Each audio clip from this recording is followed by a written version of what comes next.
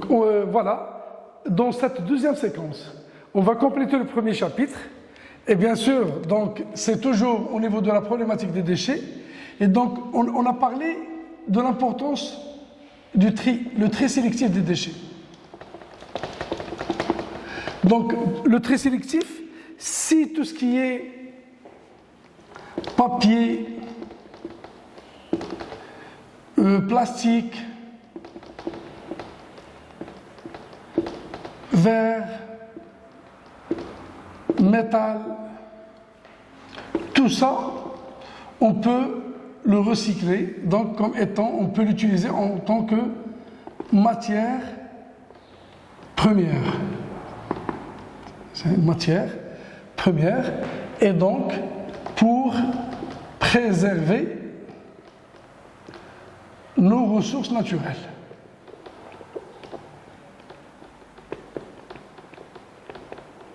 Reste un autre type, c'est, ce sont les déchets organiques.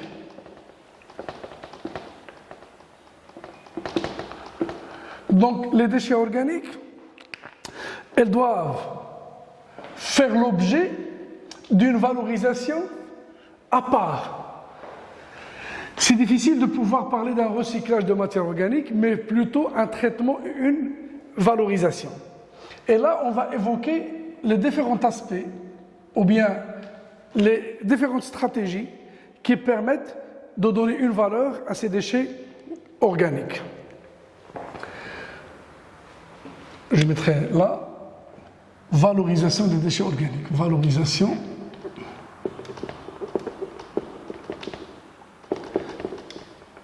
des déchets organiques. L'une des techniques ou bien des procédés auxquels on peut faire recours pour donner de la valeur aux déchets organiques qu'on génère quotidiennement au niveau des ménages, on va citer l'incinération. Et bien sûr, on va définir ce que c'est. L'incinération, c'est un procédé qui consiste à quoi faire? À brûler les déchets dans des fours spéciaux à 1000 degrés Celsius. Donc là, c'est une combustion, c'est brûler les déchets, c'est les incinérer. C'est un procédé qui présente des avantages et bien sûr aussi des inconvénients. Avantages et bien sûr des inconvénients. Commençons d'abord par les avantages. Ce procédé de combustion des déchets présente l'avantage de pouvoir réduire le volume à 90%, ou bien de 90%, et la masse de 75% des déchets. Et oui, c'est un avantage énorme, surtout avec la difficulté de trouver des terrains appropriés, convenables, pour mettre en place des décharges qui sont contrôlées. Donc il y a un problème de foncier, il y a un problème des grosses surfaces des décharges, et donc lorsque le problème est posé, l'incinération présente cet avantage de réduire le volume à 90%, la masse à 75%, et donc on n'aura pas besoin de grandes surfaces pour mettre en place une décharge. Et je pense que c'est l'une des situations que vit le Grand Casablanca avec les 4500 tonnes de déchets qui sont produits par jour. La décharge de Fès, à titre d'exemple, elle est faite sur une surface de 120 hectares. Et donc il faut imaginer, c'est des surfaces qui sont énormes et on ne peut pas les trouver facilement. Surtout, il y a d'autres critères qu'il faut prendre en considération pour choisir le site de la décharge, entre autres l'imperméabilité vis-à-vis de la nappe souterraine, et bien sûr, ça doit être sur le plan géologique une sorte de cuvette pour éviter le mouvement des vents et le dégagement des mauvaises odeurs. Tout ça, donc, pour dire que le problème de l'espace est un sérieux problème, et là, c'est l'avantage que nous présente l'incinérateur. Deuxième chose, c'est exploiter la chaleur dégagée pour produire de l'électricité. Et oui. Et donc là, je vais saisir cette situation-là pour en parler une bonne fois pour toutes, parce que c'est le même principe. Donc, il y a l'eau à l'état liquide. Grâce à la chaleur de la combustion, on va obtenir de la vapeur. Cette vapeur va faire tourner des turbines, ce qui va générer une énergie électrique, bien sûr, parce que les turbines sont associées à des générateurs, une énergie électrique. Vous allez vous dire, mais on va gaspiller de l'eau? Non. Ensuite, la vapeur va faire l'objet d'une condensation pour devenir à l'état liquide. Donc là, c'est la condensation. Et donc, avec presque la même ou le même volume d'eau, on peut produire de l'énergie électrique en saisissant la vapeur, eh bien la chaleur, là je mettrai la chaleur dégagée suite à la combustion. Donc cette chaleur dégagée au moment de la combustion, elle va transformer l'eau liquide en vapeur. La vapeur, elle va faire tourner des turbines, donc une énergie mécanique. Avec un générateur, on aura une énergie électrique, et la vapeur, on va la condenser pour devenir une eau liquide. Et voilà, nous, quotidiennement, on produit des déchets organiques qu'on va brûler, et quotidiennement, on aura de l'énergie électrique. Un dernier avantage, ou bien un autre avantage, c'est exploiter les mâches fer. On met avec les cendres, exploiter les mâches fer. Je mettrai entre parenthèses les cendres, c'est à la fois de quoi il s'agit, dans les travaux publics. Non, les travaux publics. Voilà, ça c'est pour les avantages. Pour les inconvénients, donc tout le monde va parler de pollution de l'air,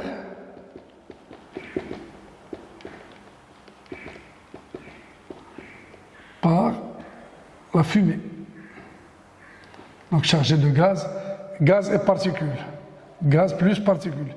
Bien que, avec la nouvelle législation, les incinérateurs, les nouveaux incinérateurs, elles doivent être menés de cheminées avec des filtres qui évitent l'émission des particules dans l'atmosphère. Mais nous, on va dire que c'est un problème si jamais cette consigne n'est pas respectée. Aussi, il va y avoir dégagement des dioxines, dégagement d'une substance dite dioxine qui est suspecte d'être cancérogène.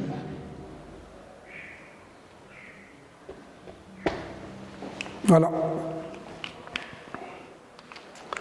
Donc là, c'est pour les inconvénients de l'incinération. Voilà le procédé. Donc, il faut se contenter de ça. Il faut savoir définir le procédé. Il faut savoir dire quelques avantages, mais aussi des inconvénients. Alors ça, c'est le premier procédé. Donc, je vais mettre un trait ici pour parler du deuxième procédé que je vais mettre avec une autre couleur pour vous faciliter le suivi. Alors, le second procédé, c'est la biométhanisation. Une biométhanisation. Biométhanisation, c'est quoi? C'est un procédé qui consiste à dégrader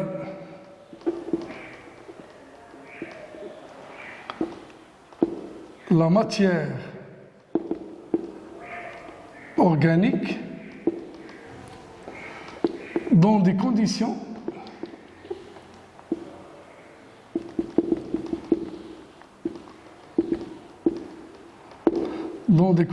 aérobies. Dans des conditions aérobies. Pardon, j'ai fait une gaffe, je dis n'importe quoi. Dans des conditions anaérobies. Désolé, c'est anaérobie, je vais le souligner même en rouge parce que c'est important. Et donc, autrement dit, c'est une fermentation. C'est une fermentation, et d'ailleurs, à l'occasion du premier chapitre de la première unité, on en a parlé de la dégradation de la matière organique dans des conditions aérobies, dans des conditions anaérobies. Qui fait cette dégradation? Par des germes tels que la fameuse Methanobaktérium,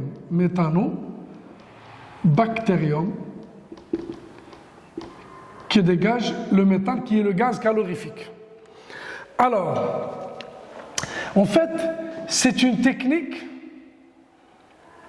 qui présente plein d'avantages.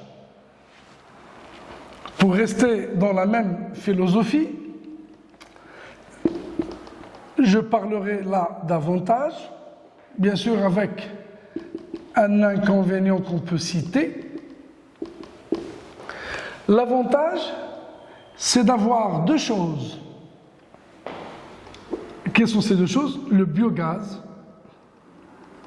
Parce que cette fermentation, elle va dégager, c'est quoi le biogaz? C'est un mélange de gaz, dont le plus important c'est le méthane. C'est pourquoi je vais commencer avec le méthane.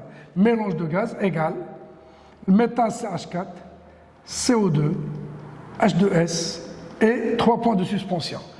Le gaz qui nous intéresse le plus, c'est le méthane. Et d'ailleurs, un biogaz n'est exploitable que lorsque le pourcentage du méthane est supérieur à 40%. Si on ramène un biogaz avec un taux de méthane qui est inférieur à 40%, ce n'est pas exploitable. Qu'est-ce qu'on va faire avec ce biogaz? On peut produire de l'énergie thermique, on peut le brûler, c'est un gaz à brûler, comme le butane.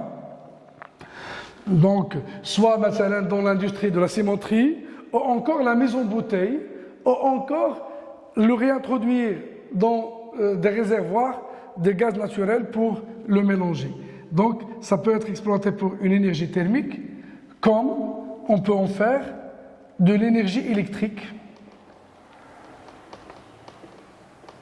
Grâce à des moteurs électrogènes, c'est l'exemple qui est fait d'ailleurs à Fès. Le biogaz qu'on ressort à partir de la décharge, donc il passe dans des moteurs qui fonctionnent à base de biogaz, et puis donc ça donne de l'énergie électrique. Donc le biogaz, elle est calorifique, on peut en faire de l'énergie thermique comme on peut en faire de l'énergie électrique. Le deuxième avantage de procédé de biométhanisation, c'est d'avoir un digestat. C'est quoi un digestat? C'est une sorte de compost, c'est une matière organique décomposée qui va jouer le rôle d'un compost qu'on peut épandre dans les terrains agricoles et donc fertiliser les sols. Et donc là, je mettrai, c'est une valorisation agricole. Valorisation agricole. Là, on va parler d'une valorisation énergétique.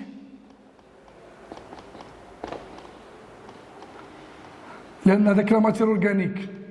On ne va pas la rejeter, c'est une matière organique qu'on peut épandre dans les terrains agricoles, peut donner ou vendre à l'agriculteur pour l'utiliser comme une sorte d'engrais. Et donc c'est une valorisation agricole. Là, c'est une valorisation énergétique. Bien sûr, pour l'incinération, ça, c'est une valorisation énergétique aussi. Une valorisation énergétique. On va brûler, ou à laquelle on ne va pas laisser l'énergie dégagée, être gaspillée, mais on va la capter et puis en faire une sorte d'énergie. L'inconvénient, c'est que la matière organique, donc au niveau des sols, on va, comme on dirait, je cherche le mot, la matière organique, les radines d'Iroha dans des décharges, donc on va regrouper toute la matière organique dans la décharge. Et donc il y a des sols qui normalement vivent grâce à cette matière organique. Donc on va priver, donc j'ai trouvé le mot, on va priver, donc il y a le risque de priver des sols de la matière organique biodégradable, ce qui influence leur fertilité. Donc la matière organique, on va la ramener dans des décharges, donc il y aura beaucoup de terrains, les matcouches feront de la matière organique, ce qui risque de les rendre stériles et de diminuer leur fertilité. Voilà. Sinon, il y a plein d'avantages. Il y a le beurre et l'argent du beurre, le biogaz et le digestat. Donc on va profiter des deux. Après l'incinération et après la biométhanisation, sur ce petit espace qui me reste ici, je vais quand même rajouter un troisième procédé. Et pourquoi je vais me contenter de cet espace, vous allez voir, c'est l'enfouissement technique. C'est l'enfouissement des déchets. Qu'est-ce qu'on sous-entend par enfouissement des déchets? C'est enterrer égale enterrer les déchets sous-sol. Avec possibilité de récupérer le biogaz comme on fait à Fès. Le biogaz. Donc, l'enfouissement, on ramène les déchets, c'est ce qu'on fait à Fès. On va déverser le sol dessus, on va les enterrer. À Fès, on compte presque 80 mètres de déchets qui sont enterrés sur le sol. C'est-à-dire, nous avons créé des conditions d'anaérobie pour favoriser le travail de méthanobactérium et autres germes qui vont dégager le biogaz. Sauf qu'à Fès, c'est un enfouissement avec une valorisation de biogaz. C'est-à-dire, on récupère le biogaz ou on fait de l'énergie électrique. On parle d'un pourcentage de 30% de l'éclairage public de Fès, à 30%, elle est assurée par le biogaz qui ressort de la décharge, et donc de biogaz. Et ce qu'on fait à Fès, ce n'est pas une biométhanisation parce qu'il y a le biogaz, mais on n'a pas le digestat, puisque ce que nous avons enfoui, ce que nous avons enterré, elle reste dessus d'une façon définitive. Donc à Fès, on fait l'enfouissement, mais il y a aussi le biogaz, c'est-à-dire il y a possibilité de récupération de biogaz, il faut investir. Donc la ville d'Fès a décidé d'investir, elles ont mis en place donc une société qui s'en occupe et qui est capable qui a mis en place une sorte de canalisation pour pouvoir récupérer le biogaz et l'exploiter. Et bien sûr, l'enfouissement, quand est-ce qu'on ne peut pas exploiter le biogaz? Lorsqu'il s'agit de petites agglomérations. Lorsqu'on parle de petites agglomérations, donc c'est des petites quantités, et donc on ne va pas avoir des quantités énormes exploitables de matière organique et donc de biogaz. Pour l'enfouissement, l'inconvénient majeur, Reste le problème du lixivia.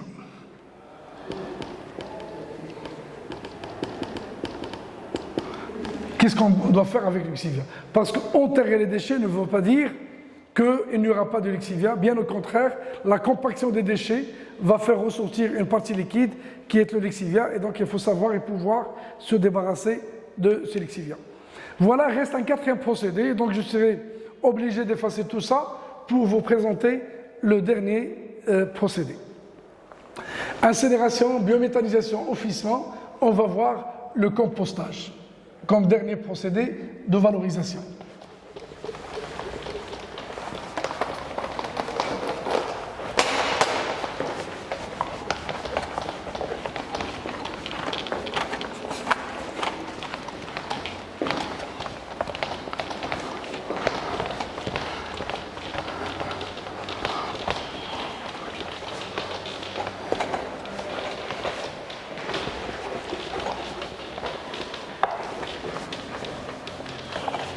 Reste un dernier procédé, donc je suis en train d'effacer, donc je vais effacer le tableau pour pouvoir présenter ce dernier procédé, à savoir bien sûr le compostage.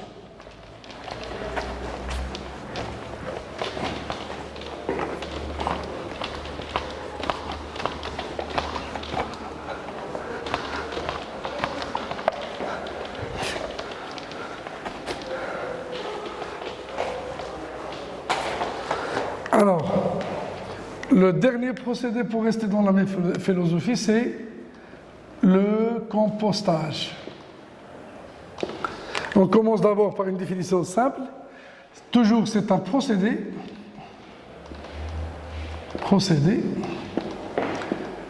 qui consiste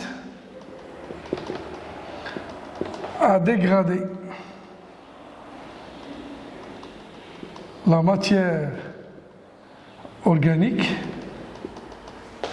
les déchets organiques, sauf que cette fois-ci dans des conditions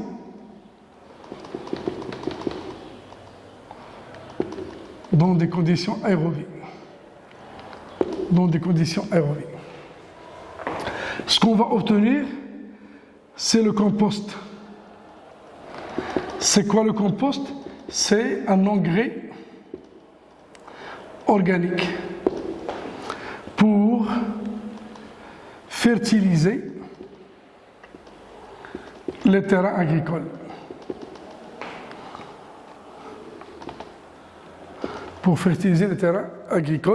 Et donc c'est pourquoi on parle aussi d'une valorisation agricole des déchets organiques. Une valorisation agricole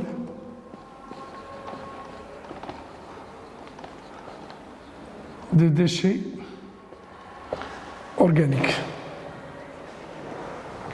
Très bien. Alors, ce procédé passe par 4 phases, ou bien 4 étapes. Je vais essayer de mettre une courbe qui illustre un petit peu ces phases-là. Donc, on va suivre la température des déchets organiques, de la dégradation des déchets organiques, en fonction du temps. Ce qu'on obtient, c'est une courbe comme celle-là.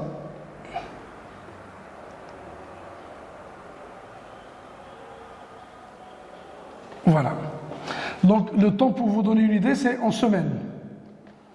Donc, ça demande quand même quelques semaines pour pouvoir préparer un compost à partir de la dégradation de la matière organique. Les 4 phases sont les suivantes. On va appeler ça la phase A, la phase B, la phase C et puis la phase D.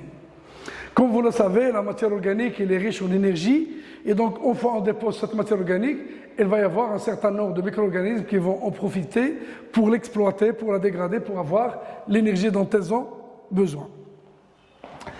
Donc la phase A, c'est une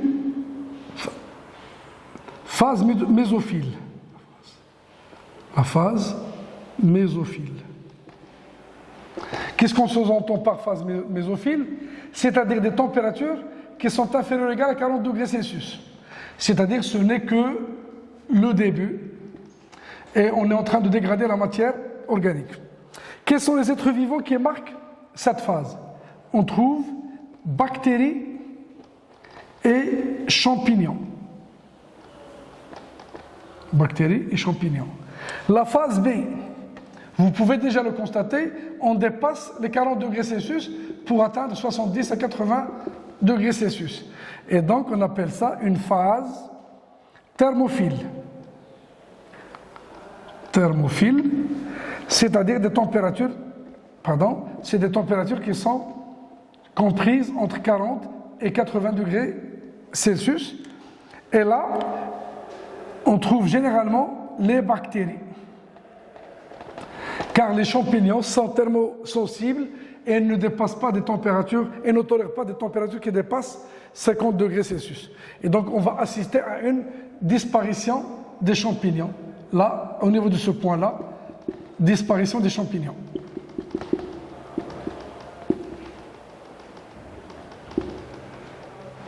Disparition des champignons. Ensuite, donc voilà, parce que il y a, comme vous le savez, c'est la respiration, il y a dégagement de chaleur, d'où augmentation de la température des déchets. La phase C, je vais la mettre ici, donc c'est une phase pendant laquelle on assiste à une diminution de la température. Donc c'est une phase de refroidissement. Là, comme son nom l'indique, donc c'est des températures qui vont diminuer progressivement pour revenir à la valeur initiale. Et donc là, on va trouver toujours bactéries plus une réinstallation des champignons. Réinstallation.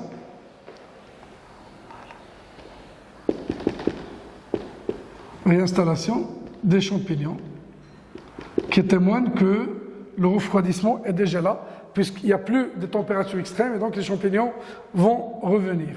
Et enfin, D, c'est la phase de maturation. C'est la phase de maturation, c'est-à-dire c'est des températures aux alentours de 25 à 30 degrés Celsius pour dire que le compost est prêt. Donc en plus des bactéries plus champignons, on va trouver une macrofaune. Je m'explique, c'est des mille pattes, c'est des vers de terre, les colomboles, etc. C'est-à-dire l'apparition de cette macrofaune marque que le compost est mature,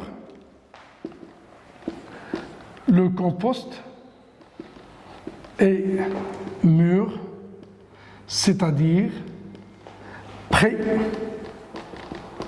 à être épandé dans les terrains agricoles.